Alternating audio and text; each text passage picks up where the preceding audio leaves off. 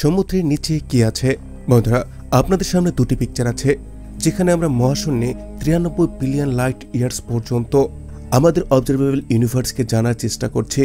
কিন্তু এখনো পর্যন্ত আমরা আমাদের পৃথিবীর সমুদ্রের গভীরে যে রহস্য আছে তার সম্পর্কে জানতে পারিনি। কি এই সমুদ্রের মিস্ট্রি? এমনটা কেন আমরা মঙ্গল গ্রহের সম্পর্কে অধিক জানি আর আমাদের সমুদ্রের সম্পর্কে মাত্র 5%? আজ আমরা টেকনোলজির সাহায্যে সূর্যকে ছুঁয়ে নিচ্ছি, কিন্তু আমরা সমুদ্রের গভীরে যেতে পারছি না। আর এই সমস্ত প্রশ্নগুলোই সমুদ্রকে আরও অধিক রহস্যময় করে তোলে। সমুদ্রের এই গভীর দুনিয়াতে কোন রহস্য লুকিয়ে আছে যে পর্যন্ত এখনো আমরা গিয়ে পৌঁছাতে পারিনি? সমুদ্র কতটা গভীর? সমুদ্রের শেষ কোথায়? এবং সবথেকে ইম্পর্টেন্ট প্রশ্ন, সমুদ্রের গভীরে কি আছে? এই সমস্ত প্রশ্নের উত্তর জানার জন্য চলুন সমুদ্রের গভীরে একটি ভ্রমণ করে আসি। সমুদ্রের গভীরের 40 মিটার নিচে পর্যন্ত স্কুবা ডাইভারদের অ্যালাউ করা হয়ে থাকে এবং এরপরের 100 মিটার গভীর পর্যন্ত ডিপসি ডাইভার ডুব দিয়ে থাকে। কিন্তু সমুদ্রের এতটা গভীরে ওয়াটার প্রেশার অনেকটাই বেড়ে যায়, আর এতটা গভীরে সতর্ক না হলে শরীরে আলাদা আলাদা স্থানে ইনজুরি হতে পারে। কিন্তু তারপরও হার্বার্ট নিস নামের একজন ব্যক্তি সমুদ্রের 214 মিটার গভীর পর্যন্ত ডাইভ করে ওয়ার্ল্ড রেকর্ড করেছিল। আর সব থেকে অবাক করা বিষয়, তিনি এক নিঃশ্বাসে এই রেকর্ডটি করেছিলেন। সমুদ্রে আরও নিচে যাওয়ার পর প্রায় 332 মিটার গভীরে স্কুবা ডাইভিং এর ওয়ার্ল্ড রেকর্ড আছে, যেটা ইজিপ্টের একজন ব্যক্তি আহমেদ কাবের করেছিলেন। এরপর সমুদ্রের 443 মিটারের গভীরতা সমুদ্রের তট থেকে এতটাই গভীর যে এইখানে আমেরিকার এম্পায়ার স্টেট বিল্ডিংও ডুবে যাবে। এর থেকেও নিচে মানে 500 মিটার গভীরে আমরা ব্লু হুইলকে দেখতে পাই, যেগুলোর এক একটির ওজন 1,50,000 কেজি হয়ে থাকে। সমুদ্রের আমরা যতই নিচে যেতে থাকবো, আমাদের ওপরে জলের প্রেশার ততই বাড়তে থাকবে, আর এই কারণেই সমুদ্রের আরো গভীরে যাওয়া কঠিন হয়ে যায়। এর থেকেও এগিয়ে যাওয়ার পর সমুদ্রের জলের প্রেশার এতটাই অধিক হয় যে ব্লু হুইলও সমুদ্রের এর থেকে গভীরে যায় না। অপরদিকে আমেরিকান যে সমস্ত সাবমেরিন আছে সেগুলো কিন্তু সমুদ্রের 500 মিটার থেকে অধিক গভীরে যেতে পারে না। এরপর সমুদ্রের এর থেকেও গভীরে মানে 535 মিটার গভীরে পেঙ্গুইন চলাফেরা করতে পারে। এরা এক নিঃশ্বাসে প্রায় 20 মিনিট পর্যন্ত সমুদ্রের গভীরে থাকতে পারে। এছাড়াও তারা প্রাকৃতিকভাবে এদের শরীরের গঠনকে এমনটা করে নিয়েছে যে তারা সমুদ্রের এতটা নিচের জলের প্রেশারকেও সহ্য করতে পারে। সমুদ্রের এর থেকে গভীরে প্রায় 830 মিটার গভীরে এই গভীরতায় বুর্জ খলিফাও ডুবে যাবে। এরপর সমুদ্রে 1000 মিটার নিচে যাওয়ার পর এই স্ক্যারি জোনে শুরু হয়ে যায়। এইখানে লাইটের আলো এসে পৌঁছায় না, আর এই স্ক্যারি জোনে জায়ান্ট স্কুইডও পাওয়া যায়। এরপর এর থেকেও নিচে প্রায় 1280 মিটার নিচে বড় আকারের কচ্ছপ পাওয়া যায়। এগুলোর আকার এতটাই বিশাল হয় যে এগুলো ওজনে 700 কেজি পর্যন্ত হয়ে থাকে। সমুদ্রের এর থেকেও নিচে প্রায় 2000 মিটার গভীরে এক রিয়েল লাইফের এলিয়েন পাওয়া যায়। এটা হলো ব্ল্যাক ড্রাগন ফিশ, যেটা সমুদ্রের অন্ধকারে লুকিয়ে যায়। সমুদ্রের এই গভীর অন্ধকারেও এই প্রাণীটি অতি সহজেই দেখতে পারে। এর নিচে সমুদ্রের 2255 মিটারের গভীরে স্পাম হুইল পাওয়া যায় এবং এইখানেও বিশাল আকারের কুইডসেরও দেখা মিলে। এই সমস্ত জায়ান্ট স্কুইডগুলো 14 মিটার পর্যন্ত লম্বা হয়ে থাকে এবং এদের ওজন 750 কেজি পর্যন্ত হয়ে থাকে এবং এদের এক একটির চোখ খাবার প্লেটের সমান বড় হয়ে থাকে। এদের লম্বা আকৃতির এই শরীরের মধ্যে দাঁত হয়ে থাকে, যার সাহায্যে সে তার শিকারকে জড়িয়ে ধরে মেরে ফেলতে পারে। দুটি রোড রোলারের ওজনের স্পাম হুইলের এবং এই সমস্ত জায়ান্ট স্কুইডের সাথে সংঘর্ষ হয়েই থাকে। এরা একে অপরের শত্রু। এই মৃত স্পাম হুইলের বডিতে আপনি যে দাগগুলো দেখতে পাচ্ছেন, এটা স্কুইডের সাথে লড়াই করার পরেই এমনটা হয়েছে।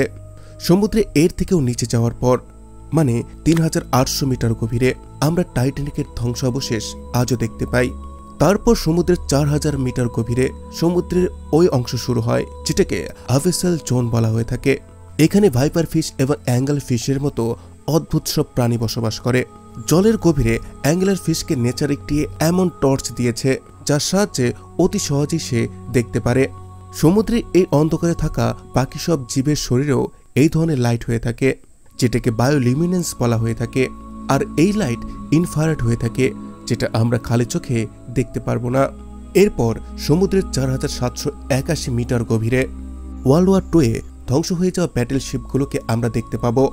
সমুদ্রের নিচে কি আছে এটাকে জানার জন্য আমাদেরকে আরও সমুদ্রের গভীরে যেতে হবে। এরপর ৬,০০০ মিটারের গভীরে যাওয়ার পর সমুদ্রে তখন এমন একটি অংশ শুরু হয় যেটাকে হাডল জোন বলা হয়ে থাকে। এইখানে ওয়াটার প্রেশার একজন মানুষের ওপরে জাম্বো জেট রাখার সমান হয়ে থাকে। এরপর ৬,৫০০ মিটার সমুদ্রের গভীরে ইউএস নেভির রিসার্চ সাবমেরিনই যেতে পারে, যেটাকে ডিএসভি অ্যালভেন বলা হয়ে থাকে। আর এটাই সেই সাবমেরিন যে টাইটানিক জাহাজের ধ্বংসাবশেষকে খুঁজে পেয়েছিল। আর এরপর সমুদ্রের ৮,৮৪৮ মিটারের ওই গভীরতা আসে যেখানে মাউন্ট এভারেস্টও ডুবে যাবে। কিন্তু এর থেকেও গভীরে যাওয়ার রেকর্ড তৈরি করেছিল 1960-তে ডন ওয়ালস এবং জ্যাক স্পিকার্ড। এরা সমুদ্রের ১০,৯১৬ মিটারের গভীরে গিয়েছিল। সমুদ্রের এতটা গভীরে শুধুমাত্র এদের সাবমেরিনের লাইটের আলোয় ছিল। আর এই আলোতে তারা একটি অদ্ভুত ধরনের ঘটনা দেখে, যেখানে একটি বিশাল আকারের জীব এদেরকে ফলো করছিল। কিন্তু এইখানে জলের প্রেশার এতটাই অধিক ছিল যে যার কারণে তাদের সাবমেরিনের একটি অংশে ক্র্যাক চলে আসে, যার কারণে তারা দ্রুত উপরে চলে আসে। সমুদ্রের এর নিচে প্রায় ১০,৯৭২ মিটারের গভীরতা ঠিক ততটাই হয়ে থাকে যতটা উচ্চতাতে একটি কমার্শিয়াল প্লেন আকাশে উড়ে বেড়ায়। সমুদ্রের এর থেকেও নিচে ১১,০০০ মিটারের গভীরতাতে ম্যারিয়ানা ট্রেঞ্চ অবস্থান করছে। এটাই সমুদ্রের সব থেকে ডিপেস্ট পয়েন্ট এবং এটাকে চ্যালেঞ্জার ডিপও বলা হয়ে থাকে। এটা এখনো পর্যন্ত সমুদ্রের নিচে জানতে পারা সব থেকে গভীর খাদ, আর এর থেকে গভীরে আজ পর্যন্ত কেউ যেতে পারেনি। সমুদ্রে এতটা গভীরে অনেক ভয়ঙ্কর রহস্য লুকিয়ে আছে। যখন একবার একটি আন্ডার ওয়াটার টেস্ট ভেহিকেলকে এইখানে এই ১১,০০০ মিটার গভীরে পাঠানো হয়েছে, তখন এতটা গভীরে ওই ভেহিকেলকে কোনো এক রহস্যময় জীব ভীষণই শক্ত করে কামড়ে ধরেছিল। আর ওপর থেকে অনেক চেষ্টা করার পরও মেশিনটিকে কোনোভাবেই সেই জীব থেকে আলাদা করা যাচ্ছিল না। কিন্তু কিছু সময় পর সেই ভয়ঙ্কর জীব মেশিনটিকে ছেড়ে দেয়। কিন্তু যখনই এই ভেহিকেলকে ওপরে আনা হয় তখন এই ভেহিকেলের মধ্যে যে নিশানের তৈরি হয়েছিল সেটা দেখে গবেষকদের হোশ উড়ে গিয়েছিল। কারণ এই সমস্ত চিহ্ন অন্য কোনো প্রাণীর নয়, এটা হচ্ছে দুনিয়ার সব থেকে বড় শার্ক মেগালোডনের ছিল। এমনটা মনে করা হয় সমুদ্রের অনেক গভীরে আজও ভয়ঙ্কর কিছু প্রাণী বসবাস করে, আর যাদেরকে আজ পর্যন্ত আমরা খুঁজে পাইনি। আর তাদের মধ্যে একটি ভয়ঙ্কর জীব হচ্ছে মেগালোডন শার্ক, যেটি লাখো বছর পূর্বে বিলুপ্ত হয়ে যায়। হতে পারে এই শার্ক এখনো সমুদ্রের এই গভীরে বসবাস করছে। সমুদ্রের অনেক গভীরে মানে সমুদ্রের তলদেশে কিছু কিছু স্থানে অ্যাক্টিভ ভলক্যানো পাওয়া যায়, যেখান থেকে অবিরত লাভা বেরোতে থাকে। এই ধরনের গরম অঞ্চলেও কিছু কিছু সময় শার্কদের দেখা পাওয়া যায়। আর এটা বিজ্ঞানীদের জন্য একটি রহস্য যে লাভা বের হচ্ছে এই ধরনের ডিপ সি ওশানের মধ্যে। এই সমস্ত শার্ক কিভাবে বেঁচে আছে? আমরা সমুদ্রের গভীরে ম্যারিয়ানা ট্রেঞ্চে পৌঁছে গিয়েছি। এটা এখনো পর্যন্ত এক্সপ্লোর করা সমুদ্রের সব থেকে ডিপেস্ট পয়েন্ট, আর এর থেকে আগে আজ পর্যন্ত কেউ যেতে পারেনি। এখনো পর্যন্ত আমরা সমুদ্রের মাত্র ৫% অংশকেই জানতে পারলাম। কিন্তু এখনো পর্যন্ত একটি প্রশ্ন মনের মধ্যেই রয়ে গেছে যে সত্যি সমুদ্রের আরও নিচে কি আছে? যদি আপনি ভেবে থাকেন সমুদ্রের নিচে কোনো বিলুপ্ত সভ্যতা বা বিলুপ্ত হয়ে যাওয়া শহর অথবা গুপ্তধন পাওয়া যেতে পারে, তাহলে আপনি ভুল ভাবছেন। আসলে সমুদ্রের গভীরে কি আছে এটাকে জানার জন্য আমাদেরকে আমাদের পৃথিবীর বিভিন্ন লেয়ারের সম্পর্কে জানতে হবে। আমাদের পৃথিবী বেশ কয়েকটি লেয়ারে তৈরি, যেখানে সব থেকে ওপরের লেয়ারকে ক্রাস্ট বলা হয়ে থাকে, যেখানে আমি, আপনি এবং অন্য সব জীবজন্তু বসবাস করছি। আর এই লেয়ারটি প্রায় ৫ থেকে ১০ কিলোমিটার পর্যন্ত মোটা। এরপরেই ম্যান্টেলের লেয়ার শুরু হয়। ক্রাস্টের ১ কিলোমিটার গভীরে ন্যাচারাল অয়েলের মতো মূল্যবান খাজানা পাওয়া যায়। পৃথিবীর ইতিহাসে যখন একবার সমুদ্রের সমস্ত জীব বিলুপ্ত হয়ে গিয়েছিল, তখন সমুদ্রের এই সমস্ত প্রাণীর দেহ অবশেষ লাখো বছর পর্যন্ত ডিকম্পোজ হয়ে এই সমস্ত ন্যাচারাল অয়েলে পরিণত হয়েছে। কিন্তু সমুদ্রের এই গভীরে শুধুমাত্র যে ন্যাচারাল অয়েল আছে এটা বলা সঠিক হবে না। আপনি এটা ভেবে অবাক হবেন যে সমুদ্রের নিচে নদীও আছে। সমুদ্রের নিচে সত্যি অর্থে কি আছে এই রহস্যকে জানার জন্য বিজ্ঞানীরা বেশ কয়েক দশক ধরেই রিসার্চ করে আসছে। আর বিজ্ঞানীরা মেক্সিকোর সমুদ্রের নিচে একটি নদীর খোঁজ পেয়েছে। গবেষকরা এই নদীর নাম সিনোট অ্যাঞ্জেলিটা রেখেছেন। এই নদী সমুদ্রের গভীরে কিছু কিছু স্থানে ১৫০ মিটার পর্যন্ত বয়ে গেছে। কিন্তু এই নদীর জল পান করার মতো নয়। এই নদীর জলও লবণাত্মক। এই নদীর মতোই ব্ল্যাক সিয়ার নিচেও দুনিয়ার ষষ্ঠ বৃহৎ নদী খুঁজে পাওয়া গিয়েছে, যেটা সমুদ্রে 100 ফিট নিচে বয়ে চলেছে। এই নদীর বয়ে চলার গতি 6 কিলোমিটার প্রতি ঘন্টা। বিজ্ঞানীদের অনুসারে হাজারো বছর ধরে বয়ে চলা নদীর এই জল সূর্যের আলো এবং সমুদ্রের ঢেউয়ের কারণে গতি পেয়ে থাকে, যার কারণে এই নদী বয়ে চলে। এছাড়া বিজ্ঞানীরা আরও জানতে পেরেছে আমাদের পৃথিবীর ঘূর্ণায়ন, সমুদ্রের জলের ঘনত্ব এবং সমুদ্রের টেম্পারেচার সমুদ্রের নিচে নদী বয়ে চলার কারণ হয়ে থাকে।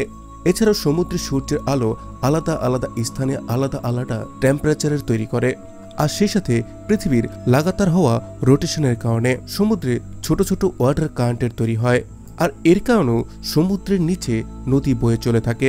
সমুদ্রের নিচে বয়ে চলা এই ধরনের সব থেকে বড় নদীকে গালফ স্ট্রিম নামে জানা যায়। এই নদী এতটাই বড় হয়ে থাকে যে যদি আমাদের পৃথিবীর সমস্ত নদীর জলকেও আমরা একত্রিত করি, তারপরও সেটা এই নদীর জলের থেকে কম হবে।